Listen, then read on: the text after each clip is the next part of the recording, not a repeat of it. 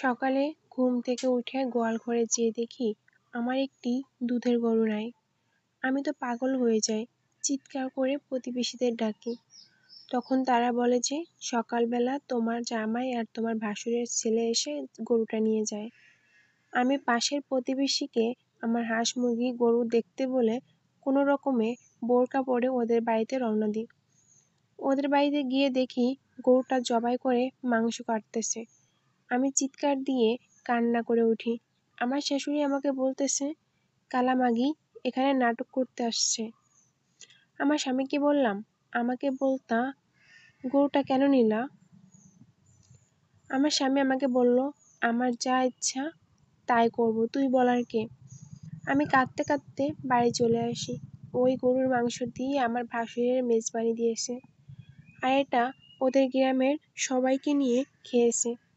আমার প্রতিবেশীদেরও দাওয়াত দিয়েছে, শুধু আমার জন্য এক মুঠ ভাত ওঠেনি। সারাদিন কিছু খাইও নি, শুধু গোয়াল ঘরের দরজার পাশে বসে কেঁদেছি। প্রতিবেশী কয়েকজন মুরব্বী বলছে, তোর কপালে সুখ উঠে গেছে রে বউ, তোর কপালে সুখ নাই। একজনে আমাকে ভাত দিয়ে গেছে, খাইনি। পরের দিন সকালে সেগুলো পানি দিয়ে খেয়েছি। পরের দিন সকালে গরুর গোবর দিয়ে কুটো বানাচ্ছি সেল করার জন্য। এগুলো জ্বালানি হিসাবে ভীষণ ভালো কাজে দেয়। আমার স্বামী কয়েকজন লোক নিয়ে আসে, তাদের গোয়াল থেকে গরু বের করে দেখাচ্ছে। আমার এখন 2টা গরু, একটা বাছুর সহ মোট 3টা।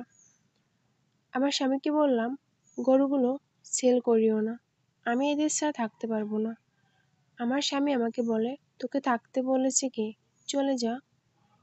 এগুলো নিয়ে ওর আর আমার মধ্যে অনেক ঝগড়া হয়।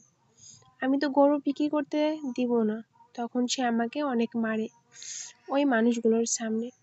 প্রতিবেশীরা ধরতে আসলে তাদেরও গালাগালি করে এবং আমার ভাতার বলে তাদের।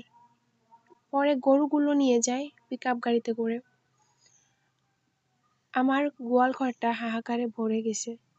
চুপচাপ কষ্টগুলো হজম করি, কারণ যাওয়ার জায়গা নেই। ভীষণ গরিবের মেয়ে আমি। আমার বাপ ছিল অনেক কোটিপতি, কিন্তু আমাদের সাথে বেইমানি করে গেছে। আমার বাপ আমার মাকে শখের বশে বিয়ে করে, কখনো সামাজিক মর্যাদা দেয়নি। আমারও তেমন চালাক চতুর ছিল না। আমার বাপের কোটি কোটি টাকা, ওনার শহরে 13টা বিল্ডিং রয়েছে এবং 15টা কাভার ভ্যান, পিকআপ, বাস ও এ ধরনের গাড়ি রয়েছে। ওনার প্রথম সংসারে 1 ছেলে 1 মেয়ে, তারা ভাই বোন দুজনেই MBBS ডাক্তার। আমার মাকে বিয়ে করার 5 বছর পর আমার বাবা মারা যায়। আমার মা সেখানে গিয়েছিল, কিন্তু কোনো কিছু পায়নি, উল্টো আমাদের জারজ বলে বের করে দিয়েছে। আমার ভাইয়ের তখন 3.5 বছর, আর আমি আম্মুর গর্ভে ছিলাম। এরপর মা আমাদের নিয়ে মানুষের বাসায় কাজ করে, সুখে দুঃখে মানুষ করে। আমার ভাই কৃষক, পড়ালেখা একদম করেনি। ও 7 বছর বয়স থেকে মানুষের দোকানে কাজ করতো। আমি কোনো রকম ক্লাস 9 পর্যন্ত পড়ি। এরপর ওনার সাথে বিয়ে হয়ে যায়। একদিন ওরা সবাই এ বাড়িতে বেড়াতে আসে। আমি রান্না বান্না করে খাওয়াই, কাজের অজুহাতে রান্নাঘরে বসে থাকি। আমার স্বামীর সামনে খুব একটা বেশি যায় না, কিন্তু আমি তাদের খুশি দেখেছি। তাদের কত সুন্দর সংসার, 3টা বাচ্চা। আমার স্বামীর সাথে তার বউয়ের মাশাআল্লাহ খুব ভাব, একজন আরেকজনকে চোখে হারাচ্ছে। আমার শাশুড়ি তো ভীষণ খুশি, দেখে মনে হলো তাদের কত সুখী পরিবার। আমি শুধুমাত্র একটা আগাছা। নিজেকে একসময় এটাই বলতাম, বাপে করছে বেইমানি, বাপে তো মায়ের কাগজে কলমে বিয়ে করেনি, হুজুরটাকে আকত পড়ছে, এরপর ভাড়া ঘরে রাখছে, সামাজিক কোনো পরিচয় দেয়নি, সপ্তাহে 1 দিন বা 2 দিন আসতো। আহা জীবন, জীবন সত্যি কঠিন। তারপর একজনে দয়া করে আমাদের জায়গাটাতে থাকতে দেয়। ওখানে আম্মা কোনো রকমে ঘর তুলে আমাদের নিয়ে ছিল। বর্ষায় পানি পড়তো, বাতাসে ঘর ভাঙতো। তারপর ভাই বিয়ে করার আগে কোনো রকমে ঘরটা ঠিক করে। আমার ভাবি খুব ভালো মানুষ, ছোটবেলা থেকে আমাকে খুব দেখতে পারতো। উনি এতিম ছিলেন, ঘরে ভাই ভাবি ওনার। আমার ভাইয়ের সাথে 15-এর বিয়ে, এরপর কখনো উনি কোথাও যায়নি একদিনের জন্য। কারণ ওনার ভাই ভাবি ওনাকে দেখতে পারতো না। আমার এই ভাবি আমার জন্য অনেক করছে। ঈদে নিজে জামা কাপড় না কিনে আমাকে কিনে দিত।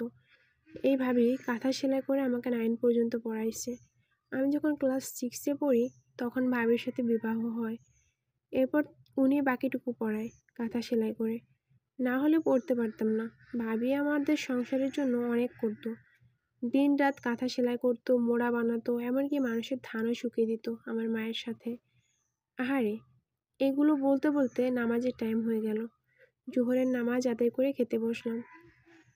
একাই খাই, ওদের সাথে খাই না। আমার স্বামী কোথাও থেকে যেন রান্না করে আসলো। এসে আমাকে বলল, ভাত খাইছো? আমি বললাম জি। তখন বলল, দাও দাওটা দাটা দাও, 2টা রাতা মুরগি জবাই করি। আমি বললাম, আমার মুরগি কেন আপনি জবাই করবেন? কিনে আনেন।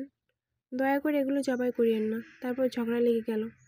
ভাত খাইতেছিলাম, ওখানে আমাকে চামিচ দিয়ে কয়েকটা বাড়ি মেরে দিল। আমি আর কিছু বলি নাই। যা ধরতে আসছিল, কিন্তু যাকেও বকা দিয়ে দূরে সরিয়ে দিয়েছে। এরপর আমার মুরগি সবগুলো ইচ্ছে করে জবাই করে দেয়। আমার মুরগির ছানা ছিল অনেকগুলো। 7টা মুরগি জবাই করে দেয়। আমার যা আর শাশুড়ি মিলে মুরগিগুলো পরিষ্কার করে কেটে কষিয়ে রাখে। আমি দুয়ারে বসে শুধু চোখের পানি মুছতেছিলাম। কোথা থেকে যে আমার ভাবি আসে আল্লাহ জানেন। এসে আমাকে চড় মেরে বলে, মাগি তোরে মানুষের মায়ের খাইতে কইছিলাম? এত কষ্ট করে খাওয়ায় পরে মানুষ করছি এই অমানুষকে অত্যাচার সহ্য করার জন্য? কুত্তার বাচ্চাগুলোর উপর গজবও পড়ে না। বাজার বাচ্চা আমার বইনের জীবনটা শেষ করে দিছে।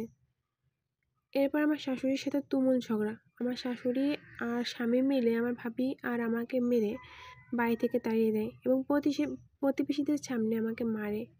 3 তালাক দেয়। আমাকে মারছে দুঃখ নয়, কিন্তু আমার ভাবিকে মারলো। এটার জন্য লজ্জায় ঘৃণায় আমি শেষ। আমি আমার ভাবি থেকে পা ধরে মাপ চাইলাম। ভাবি বলল, দূর, বলে মাপ কেন চাইবি, আল্লাহ বাঁচাইছে। আজকে এই কাহিনী না হলে তুই জীবনও আসতি না। পরে তোর লাশটা নিয়ে কাঁদতে হতো। জীবন সুন্দর, আমি মরে যাইনি, আমি তোরা পালমু, তুই আমার ছানা।